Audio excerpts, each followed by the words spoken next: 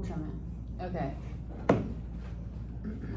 Alright. Looks good. Okay, you can start. Ready, go. My name's Charlie Hillgartner. I'm Brooklyn. I'm Liz Wyrick. I'm Corley Morris. Today we'll be discussing authenticity in different theories and communication as exchange. How does social penetration theory define authenticity in relationships? So last week we read a reading by Amanda Carpenter and Catherine Green that was called Social Penetration Theory. And from that theory, they kind of took in this idea that a lot of relationships are kind of made up in a certain model that they call like an onion model. And it's known as the onion model because it's almost like as you go through a course of a relationship, whether romantic or friendship or just like a familiar relationship, you kind of go from like superficial topics to really getting to know someone. And they kind of really elaborate on like what this is, and they define it as having 4 different layers known as orientation, exploratory, effective, exchange, and stable exchange.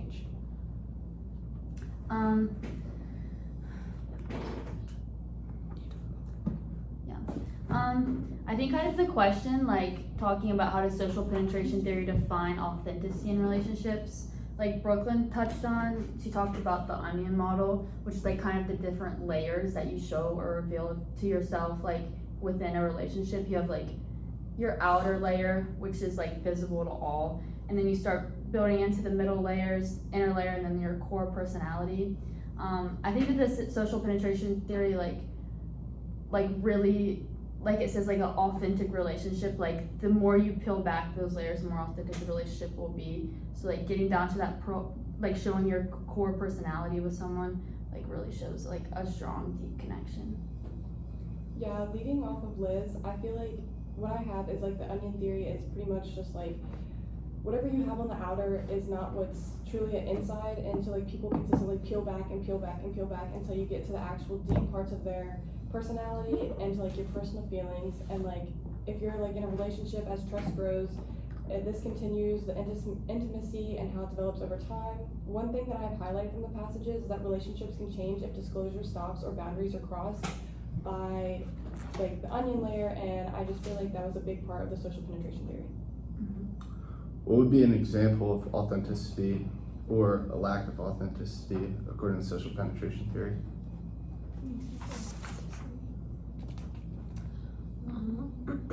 I mean, I think I kind of already talked about this a little bit, but like an example of authenticity within a relationship would just be like to getting to the layer in the onion model of the core personality, like your deepest and most private self that like you really only show to like those you're really close with. I mean, that is gonna look different for every person. Like every person has like a different core like deep self, and so like it's not like an exact definition of what that would look like, but it's just like something and like things of yourself that you really only share with like a select few. Yeah, I mean, I think also that authenticity is going to look different depending on like which kind of stage in a relationship you're at. Because if you're still in like a superficial, like getting to know someone, the authenticity that you're going to show them is going to be different than the authenticity you're going to show somebody that you've known for years and years. Also, theory. I also think it depends on, authenticity is also dependent on like economic values and kind of,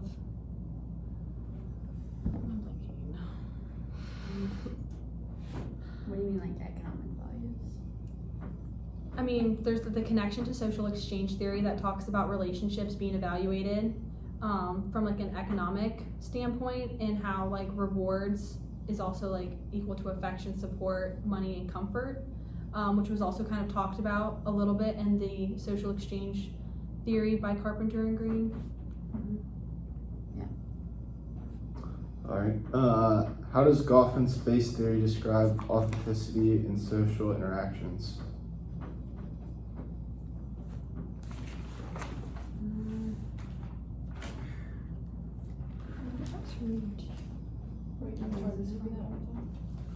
How does Goffman's face theory describe authenticity in social interactions?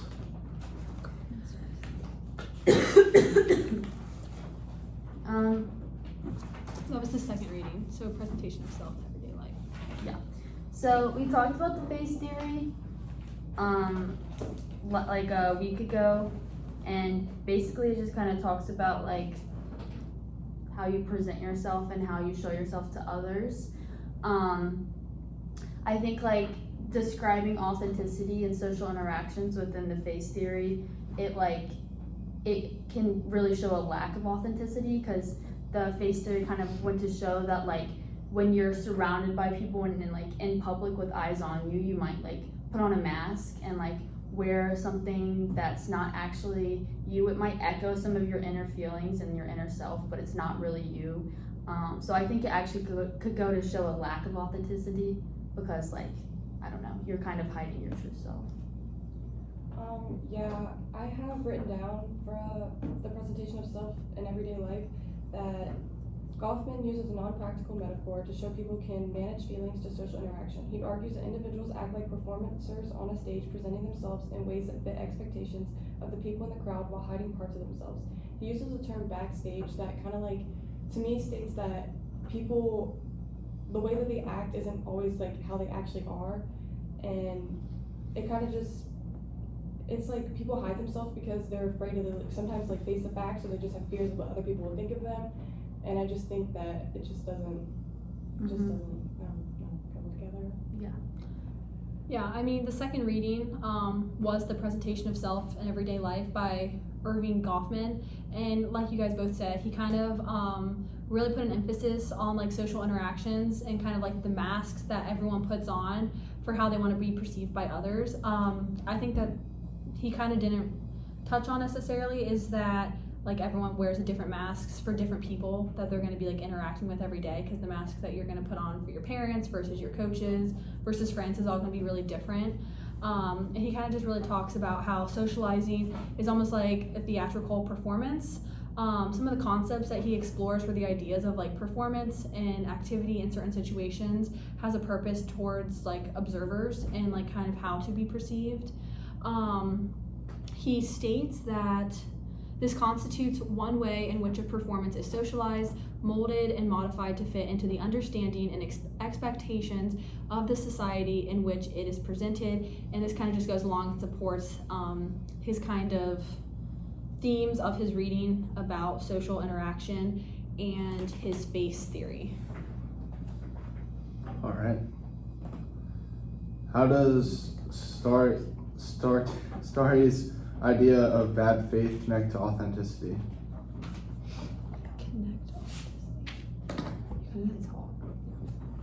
I mean,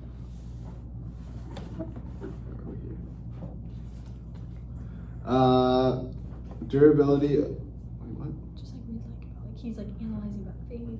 Starry analyzes bad faith as a form of self-description unique to humane consequences. If not lying to oneself, but a deeper made of human being where a self hides. Bad faith is possible because consciousness is divided and reflective of what we are.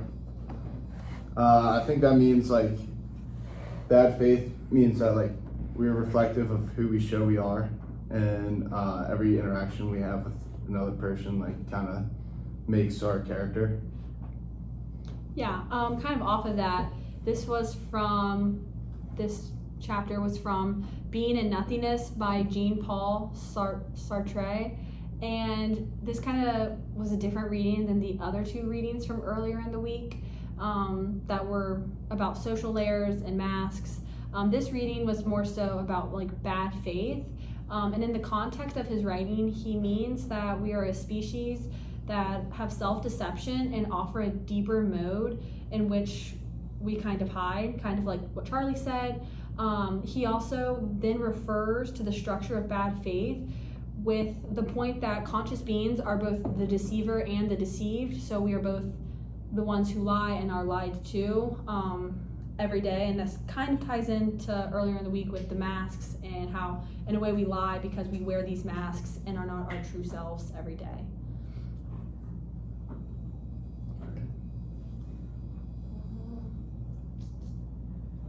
Yeah, kind of leading off both of them, it's just kind of like showing that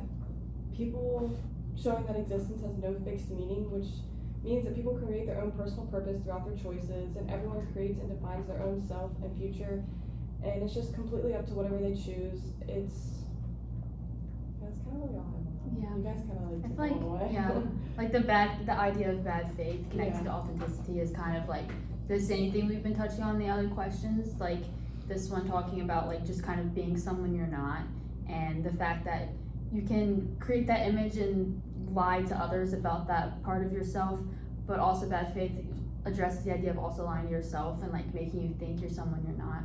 So it's pretty much the same, but it does tie into like also lying to yourself. But I think all of these can show a lack of authenticity and like trying to be something you're not. Do you guys have an example of bad faith or authenticity? I mean, bad faith is kind of like, it's known, the definition of it is fleeing from freedom, denying responsibility, and denying roles, whereas authenticity is embracing the tension, taking responsibility for one's freedom, and without excuse. So, I mean, kind of opposite ends of the spectrum. I think, personally, I think maturity just kind of goes with bad faith. I mean, nothing specific, but I mean, bad faith, like I said, it's fleeing from freedom, denying responsibility, denying roles.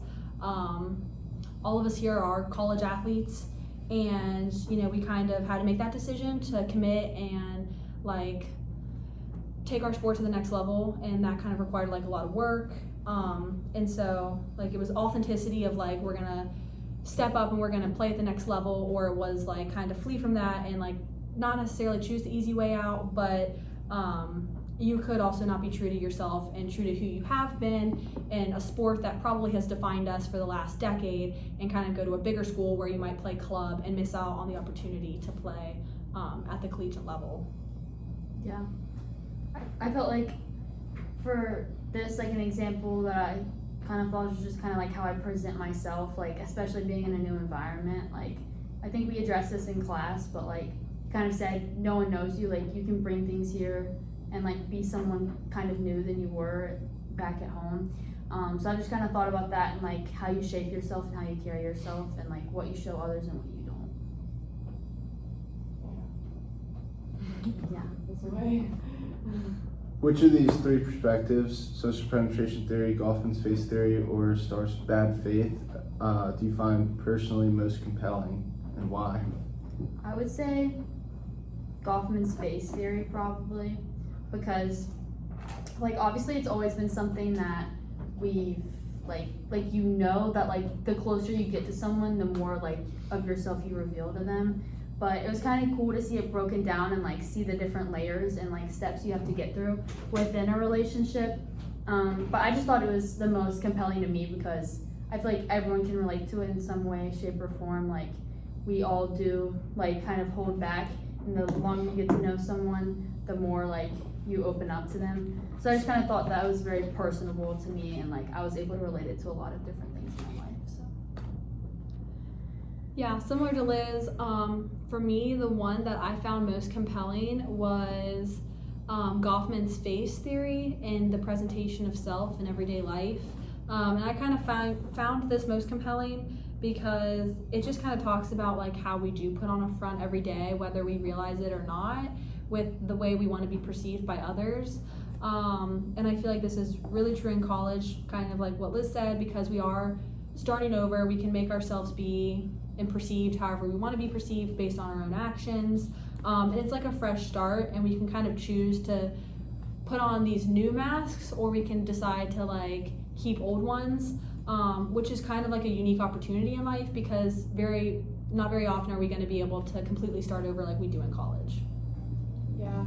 I'm kind of like going to switch in between the social penetration theory and the presentation of self in everyday life, because I feel like, as everyone has said, we come to college, we completely start over. We are basically new people if we choose to be. Like, you don't have to be who you are when you came from your hometown. Like, it's just a completely different place, like, different times, everything. And I feel like it's kind of going back to the onion theory a little bit. Like, you kind of have to peel back on each like person that you meet, because you're not gonna, like, right off the bat, you're not gonna know someone's whole life story. Well, I mean, some people are like that, but not everybody. And I think that just overall, like, getting to know someone and trying to build connections and relationships with people, you kind of get the way to like talk to them, meet them, and sorry, I got distracted. Consistently just peel back layers of them, and just, it's kind of nice just like getting to know people and like where they came from and all different types of topics about them, and just learning about their personalities and how many layers they have. And like, it's nice to be able to build that trust with somebody that you completely don't even know, and it's like, I might not even be from the same state, and like that could be like your best friend or something like that. So I feel like it's just kind of nice, like the starting over part and like moving into deeper into personal feelings with people. I would say what's most compelling to me is that like the social penetration theory, because I feel like personally, like most of my close friends are within the inner shell of my like life, and like definitely like my parents are close to me. Compared to like some of the people I've just met are probably on the outside, like looking in. But yeah, I feel like that really was very compelling. Moving on to communication as exchange. How does Mao's concept of the gift influence our understanding of communication as exchange?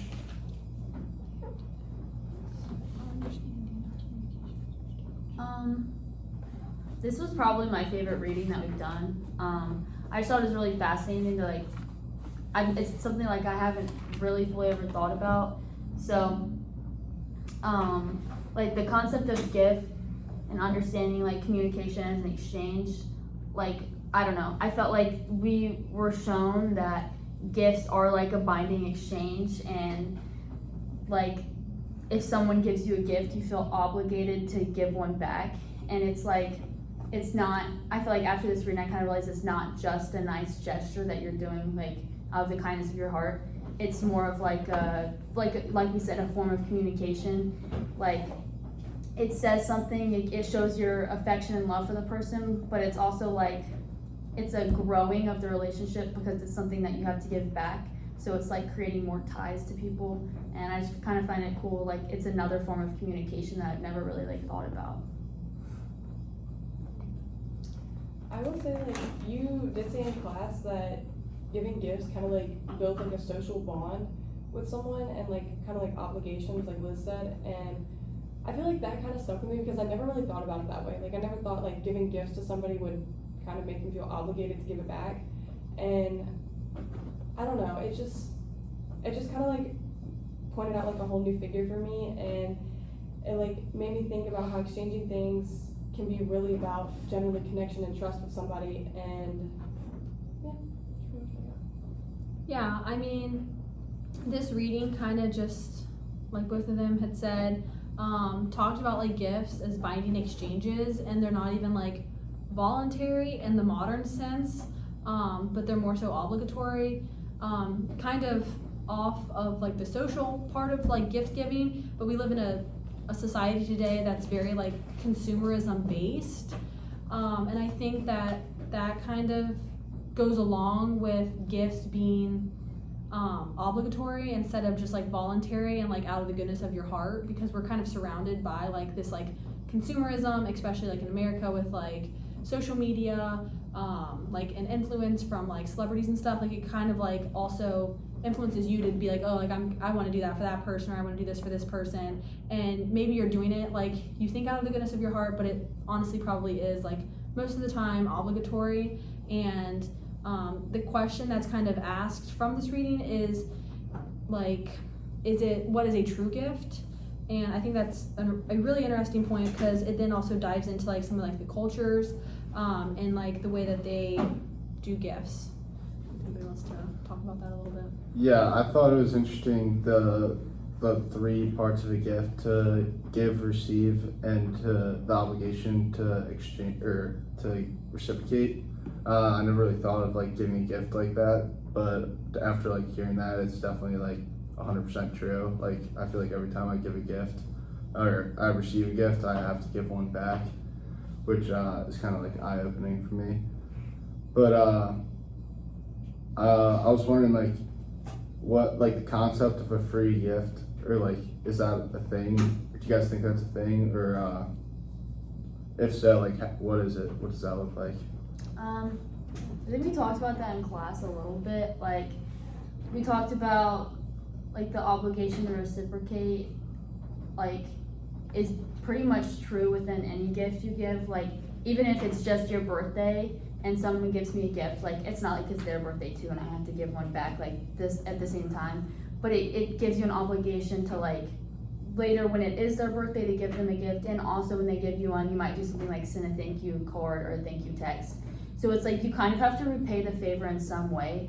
So I feel like there is no such thing as a free gift, because regardless if you're giving like a physical thing back or not, you're gonna give thanks and you're gonna like I don't know, show them that you're appreciative of the gift. So there really is not such thing as a free gift, because I think in some way, shape, or form you are going to repay it. Alright. How does affection exchange theory explain the role of communication in human bonding and survival? I mean, we kind of talked about that the reason that humans do show affection is because of natural and sexual selection, that it's kind of like showing affection is a survival instinct. It's something that comes natural. We talked about showing it to our parents because they are the reason that we've grown up and survived.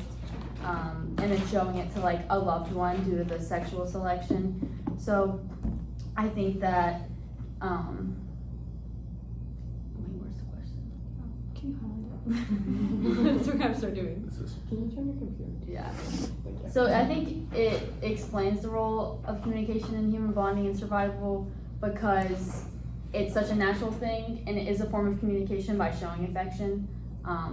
So it's just partly shaped, like, communication is partly shaped by biology and evolved tendencies within affection. So.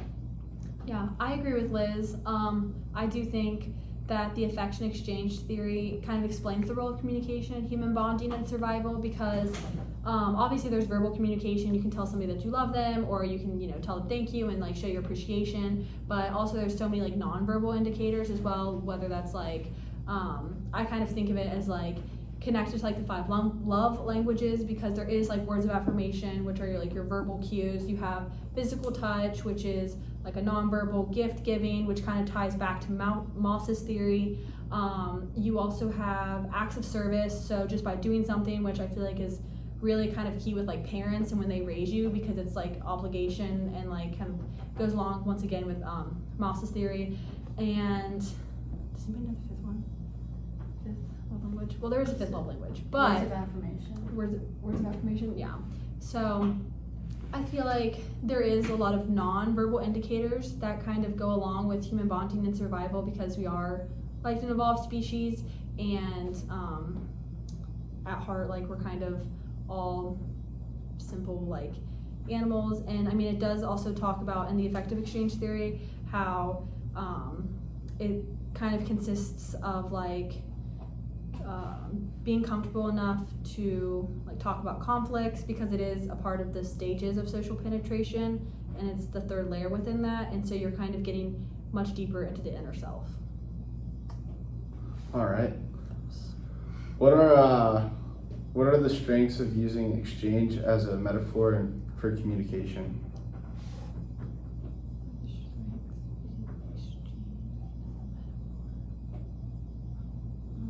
Come back to that one. No, we got it, guys. You got it. Or maybe what are the weaknesses of using exchange? Alright, I'll start. I think the weaknesses of using exchange makes it seem like if one person gives you like shows like attention to you one way, then like you have to show it back, and I feel like that could just leave like a negative mindset. Like if one person does something for you, you have to do it back. I feel like that's not the way it should be. Like even though some of the other theories say it should be. But yeah, I think exchange makes it very one-sided. So if one person gives you one thing, another person has to give it back. Even though sometimes that's not how it always is.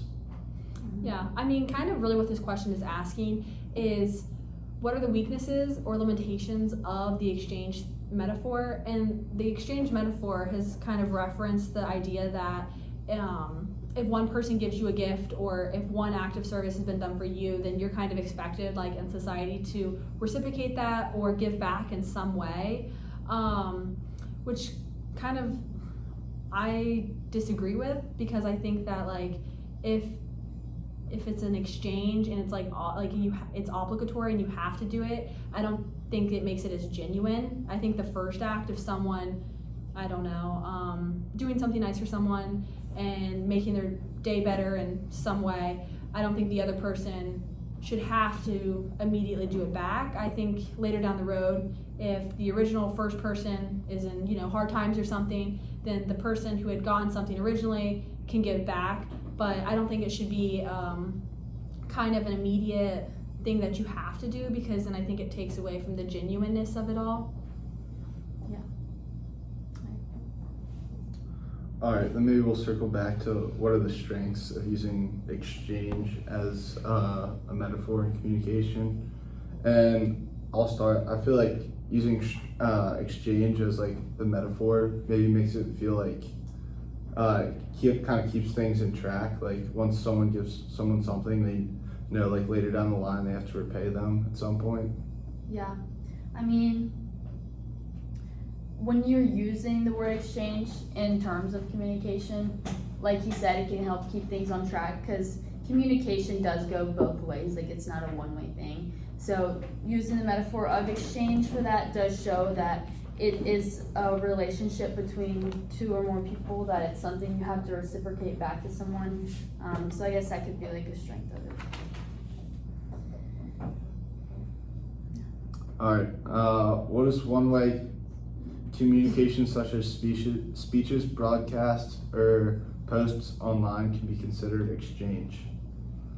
I could say, like, I would agree that speeches and broadcasts and posts online can be considered an exchange of information. Like you're delivering a message to someone.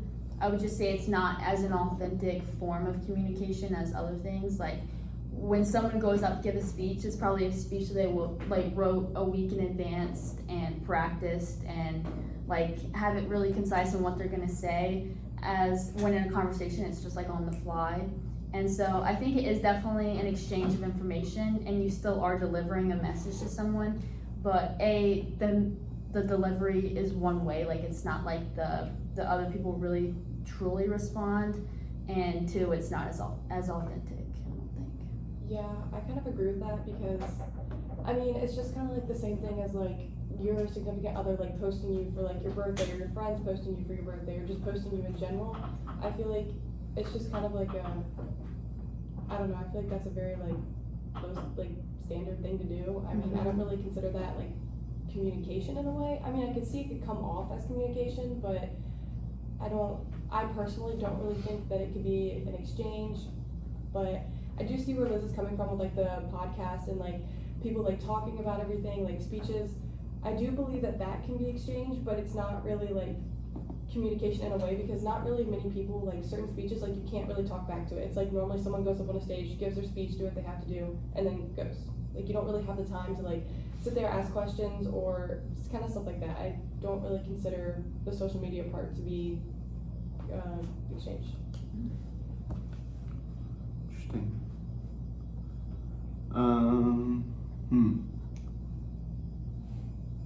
Circling back.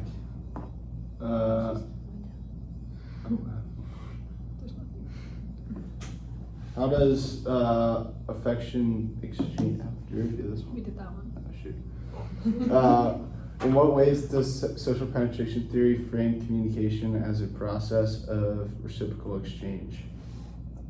I literally just had to you have that.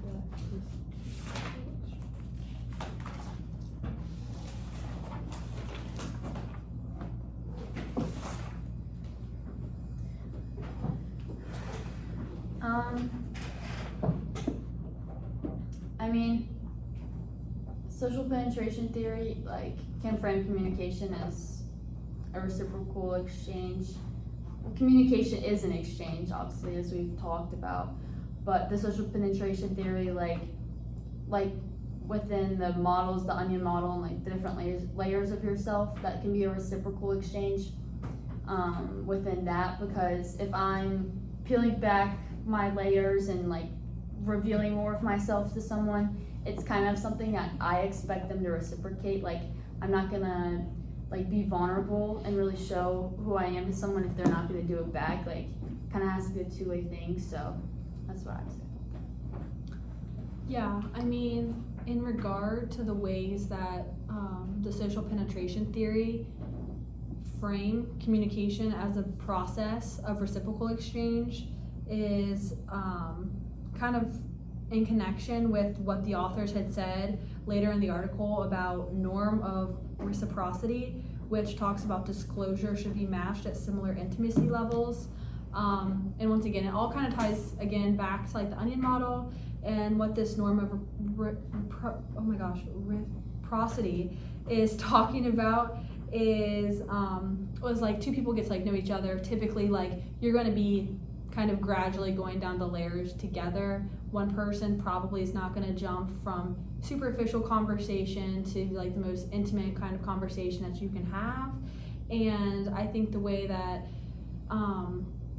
the social penetration theory frame is a process of this exchange is just kind of like, once again, just two people, I think in the simplest way, just like getting to know each other, and you're kind of both making connections and building a friendship and relationship and kind of moving down those layers over time. All right. How does Peters complicate or challenge the metaphor of exchange in communication? Peters? Let me see which reading that was. It's like the dialogue. Okay, that was from this week. So Peters was from this week? No, No? it was a while ago. Oh. Yeah. I mean, Peters was the one that really addressed dialogue and how dialogue is a form of communication. So he definitely complicated and challenged the metaphor of exchange communication a lot, because like we talked about in the previous question, how we thought that like one-way communication like was not a form of communication really, it was just like a delivery of stuff. And so he kind of just talked about how dialogue is often idolized, and like he talked a lot about too, like you talked about social media, he addressed how mass media kind of kills conversations. So he kind of just brought up a lot of ideas that are more modern ideas about communication and how it's kind of changed. And he just talked about how social media has really changed communication and what we think is authentic communication nowadays. I would like to point out, I have an example of what he wrote, and he said miscommunication is the scandal that motivates the very concept of communication in the first place.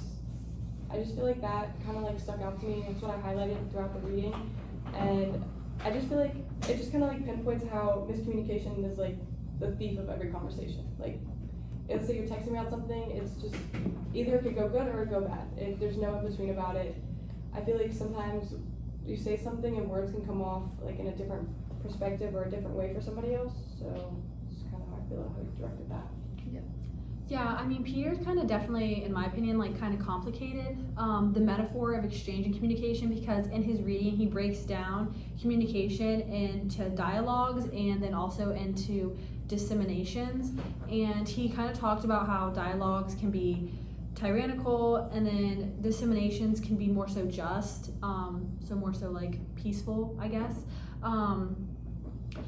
And what he also used other ancient readings from Plato and from Plato, the Phaedrus, and he kind of used these to tie back into his idea of what communication is. And his idea of communication was these two kind of opposite ends of the spectrum, being dialogue and dissemination, and dialogue was an exchange between two people, whereas dissemination was more so within self and understanding your like inner self. All right. How does Chang contribute to debate on communication as exchange?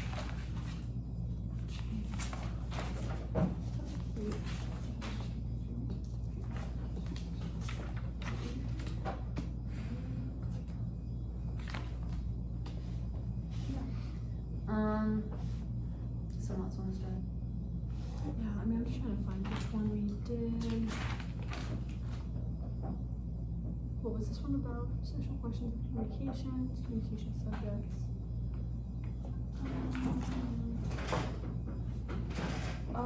Chang has, what he kept using in his story was the one word that kept standing out to me again was transcendence. And it's kind of a difference, but normal theories kind of ignore the tension between some similarities and difference or misunderstanding. He argues that communication is always a shared ground of understanding, even if the ground is never fully secured. And then he had like some values that he had in the reading, and one of them was understanding over misunderstanding, clarity over order over disorder. Sorry. Yeah. He definitely further like challenged the idea of communication. Can you go back down? Sorry.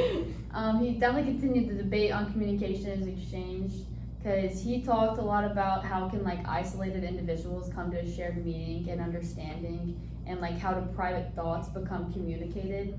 Because he talked about how like no matter what, like you'll never actually truly know what's going on in someone's like head. Like you can communicate, you can say all this stuff, but in the end, like you